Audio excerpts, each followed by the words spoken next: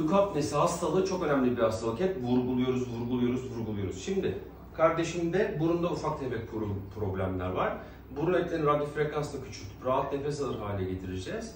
Biraz kilo verecek, biraz diyetine dikkat edecek. Efsane, horlamışsa kesilecek. Ama bu yakışıklı ve kaslı kardeşimde ise asıl sorun damak bölgesinde.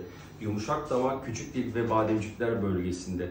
Yine daha önce geçirilmiş burun ameliyatı olduğu için konkaları biraz küçültüp radyo frekansla rahat nefes alır hale getireceğiz. Ama damak bölgesine bir müdahale yapmadan önce muhakkak uyku testine girmesi lazım. Damak bölgesine bir cerrahi müdahale yapmadan elimizde uyku testi olması lazım. Bu işin altın standardıdır. Lütfen uyku testi yaptırtmadan ameliyat olmayınız. Okay. Olmuyor.